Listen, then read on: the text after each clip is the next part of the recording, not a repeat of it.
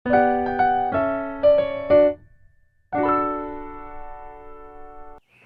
ngayon ay magdidilig sa ampalaya ng fermented juice ng galing sa hinugas ng bigas. Bago yan,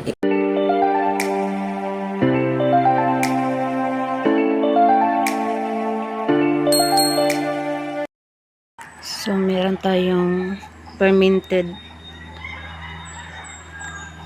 na juice ng yung sa bigas na kinilis mga lods, yung kinilis sa Tagalog. Ayan, at may halong itlog, balat ng itlog.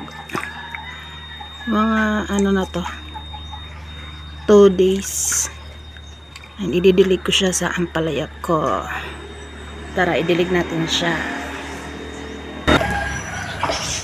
So, ito na ang ampalaya ko, yung dati nadiligan ko ng fermented juice din ng yung balat ng saging. Tingnan nyo dito sa baba, paakyat. Ayan, ang haba. Ayan, ito daw. Ayan. At yung isa, umakyat na doon. Diba, ang haba-haba na. May mga buds na. May mga buds na siya. Malapit na yung mag-flower. Ayan. Ito yung isa. Ayan. Ang tangkad na. Itong isa, dati wala pang ganito. 2 pang dahon yan dati, diba? Yung nagdilig ako ng fermented juice ng balat ng saging. Ayan na sila. Malapit na yung magbunga. So ngayon, didiligan din natin ng fermented juice ng yung magsaing ka, yung juice ng bigas. Ito yun, mga 2 days na. Maganda daw kasi bago mo idilig is yung parang napapanis na. Saka mo idilig yung pinagkilisan mo ng bigas.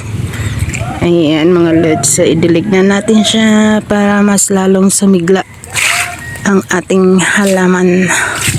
Ayan, kasama na dyan ang mga adenium. Nandyan, may bayabas. Halo-halong halaman. Oops.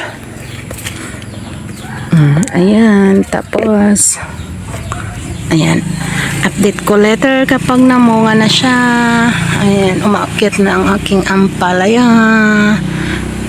May bulaklak pa rin si adenium. Ayan, ibang adenium dito. Ayan. Ito, tumatangkad ng isa. Yun lang mga lods. Thanks. Update ako later. Bububulal. Bye-bye.